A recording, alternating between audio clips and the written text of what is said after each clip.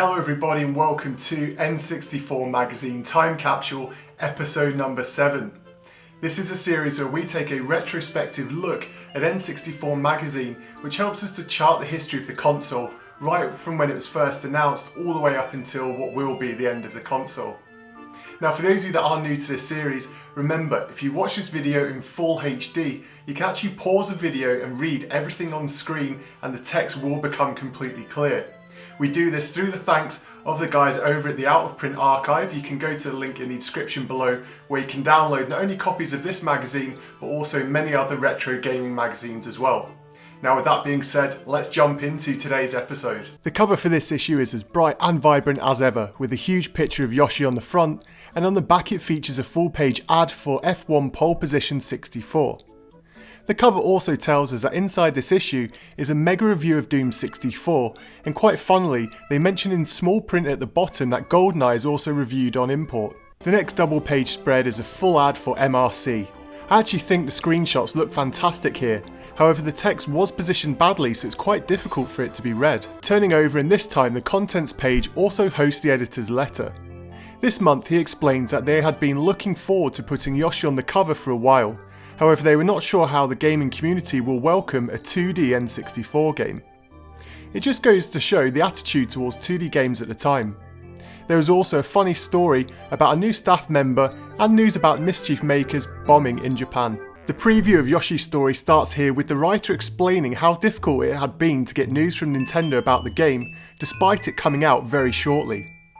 A great point he mentions is that the third-party developers would love extra exposure, so it just shows how secretive Nintendo were even at this point in time. The next pages are digging further, and they have just used the Japanese contact that they have to get in touch with Nintendo PR reps, who explain that even they have yet to play the game. They use their different sources to try and lay down the basics of how the game will work and explain some of the cool and unique game features that it will contain. Next up is Diddy Kong Racing, which for most of you know this is one of my all-time favourite games. The magazine was invited to Rare Studios in Twycross to see the game for the first time, and what surprised them was that the game had been in development for 2 years and they were only just learning about it now. Not only that, but it was almost complete and it would be coming out before Christmas. They then go on to explain the game's mechanics further, a rare comment on the typical kart racer game modes and how they have thrown out the boring parts and added new features to make a brand new experience. They mention their favourite parts of what they have played so far and describe just how incredible the graphics look and the game's attention to detail. Lamborghini 64 is due for release soon, and what has surprised N64 Magazine is that a whole new host of features have been added to the game so close to its release date. Last month, they reported on the overly sensitive controls which have now been fixed. Not only this, but the 2-player mode has now been increased to 4 players, and they have added more tracks and also the ability to pit stop to repair damage and bodywork. Funnily enough, the magazine still compares it to Sata's Rev Limit, which was still not cancelled even at this point. News coming from the ECTS Expo here in the UK was poor on the N64 part. The attendees were concerned about just how little for the N64 was on show, and that the PC and PlayStation seemed to dominate the show. At the top of the page is a very funny news piece. The magazine got a screenshot for a game which they didn't know anything about and referred to it as having a yellow cat looking creature in it. This was of course an early Pokemon screenshot, but it's actually a cool nod to the early Pokemon era. There was also news that the Robotech game had been delayed again, making it officially the most delayed game not to have been released as of yet. Over the page is coverage from the Tokyo Game Show, and it's again very little to write home about for N64 fans. Nintendo themselves weren't present, leaving some weak third-party games to be exhibited. News was so scarce in fact that you can notice a random story about the office's pot plant growing up in the top left corner of the page. This month's Retro World article is a Donkey Kong special, where they revisit the days of the Atari 7800 and so on. They do this to relive and re-experience games featuring Donkey Kong. I always liked this feature in the magazine, and it shows that the retro scene was still going strong even in 1997. There's also a full-page Blast Corps ad to the right, which I reviewed just last week on my channel. Yeah, that's a shameless plug, I know. A special spread feature on upcoming futuristic races is now here, with Aerogauge, Extreme G, F-Zero and Wipeout getting a mention. They mention that they don't believe that Wipeout will get an N64 release due to Psygnosis' strong links with Sony. They also mention that F-Zero looks graphically poor, but explained that Miyamoto said the game is very, very fast. Extreme G and Aerogauge get positive comments in the graphics department, however they do have concerns about the insane amount of pop-up in Aerogauge. Planet 64 features more games which are in development. This time UEFA Soccer, which they mention looks poor, but it has a license and also commentary. They are happy to say that the Mortal Kombat 4 game is taking the series back on track, and they're impressed with the screenshots they had received. Wetrix's initial concept was made by accident, so the story is told here as well as the news that it will likely cost half the price of a normal N64 game. There's also news of 2 new games in development from Argonaut, who co-developed the Super Nintendo's FX chip, and some early concept art for these games is shown. This month's RPG news is once again about Zelda, and this month news comes that the game has officially doubled in size, meaning it will come on the largest cart ever made. Miyamoto has finally given out some of the basic story details and a whole host of new screenshots which you can see here. They also mention that the translation into English had already begun in the USA and that the game was still listed for a Christmas release. Little did we know that we'd have to wait a whole year extra for this game to finally come out.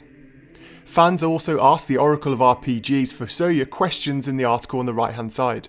Nintendo lay out their games for 1998 here with very little which had not already been covered in previous issues. The most interesting part of this page, as always, is the rumour section in the middle of the page.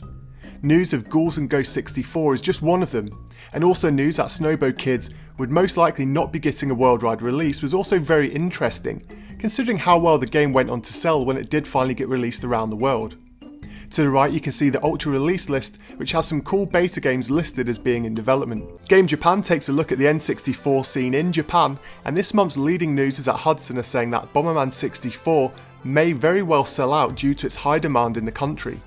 Reviewers had been praising the game, and so there was a lot of demand for the game on its release. Not only this, but Doom 64 had totally bombed in Japan. It had only sold 2,000 copies in its first week, and in its second week it had dropped out of the top 100 chart for the best-selling games on any platform. An Englishman in Tokyo is back once again with some more Japanese language basics. He also tells stories about shopping for games in Haginabara, and has also lost his MRC cart in his apartment, and so is holding a competition at the bottom of the page for the person who guesses the closest to where he finds it.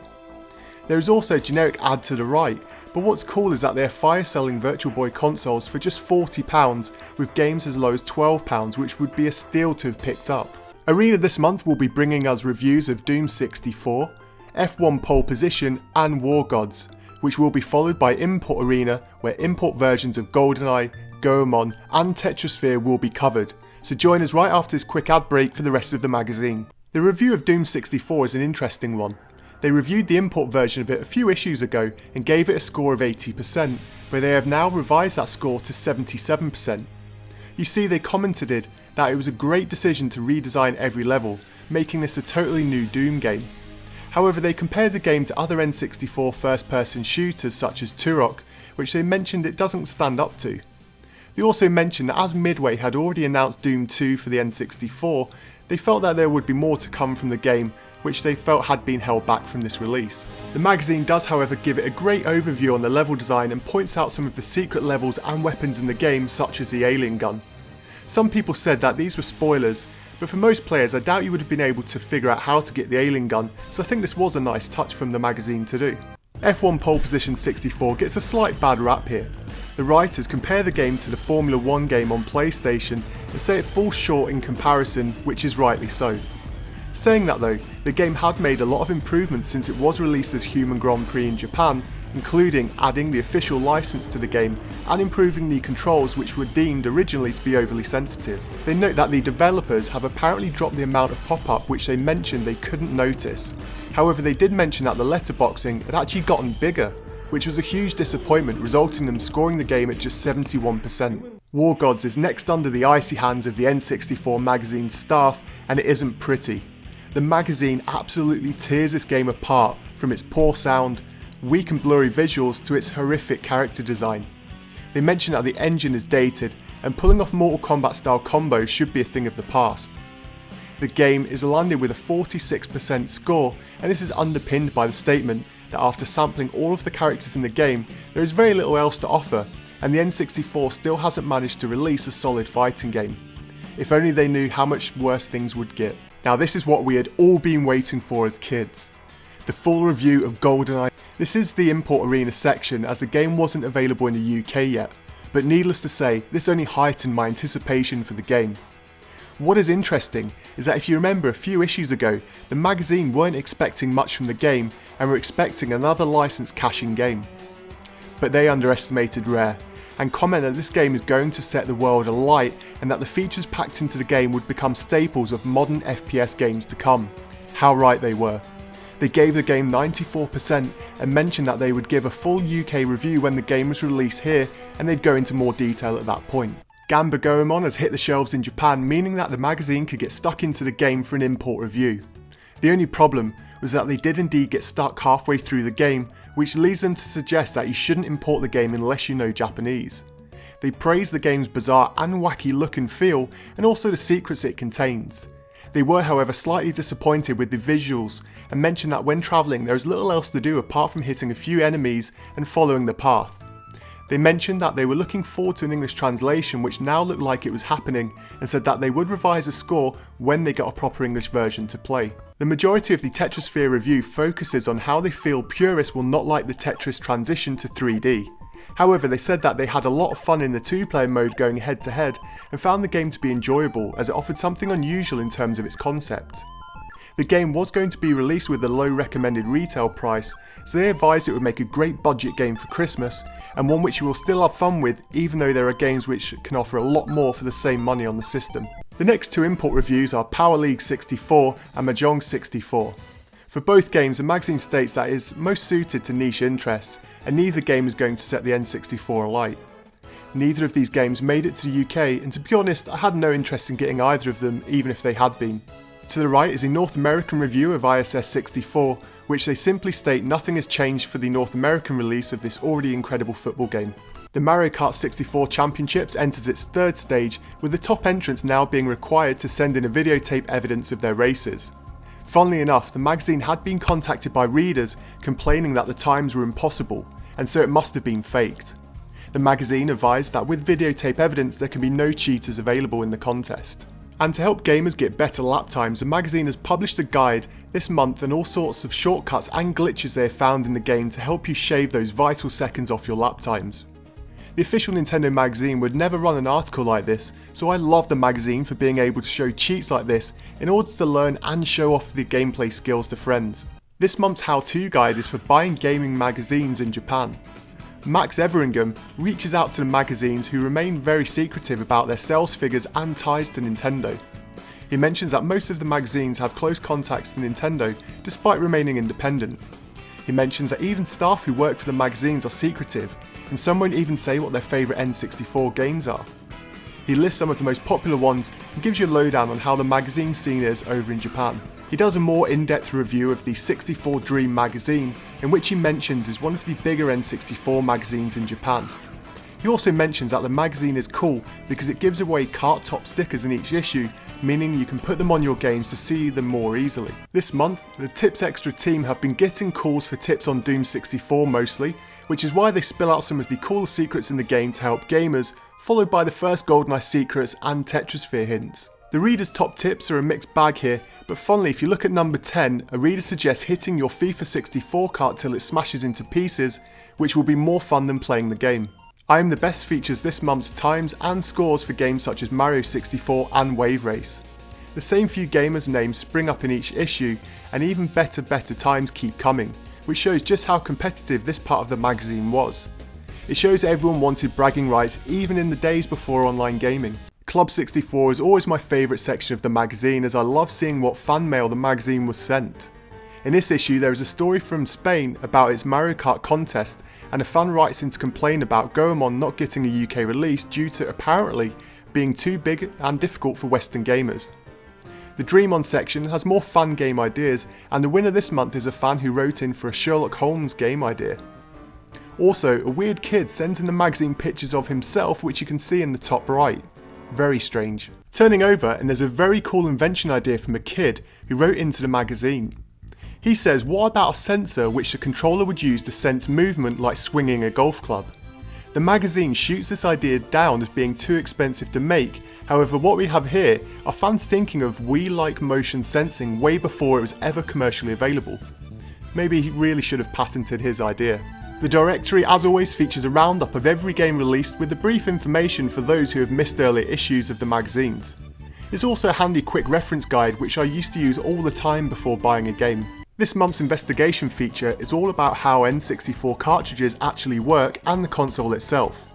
To be honest, this is a very technical article, which is in stark contrast to the light-hearted nature to the rest of the magazine.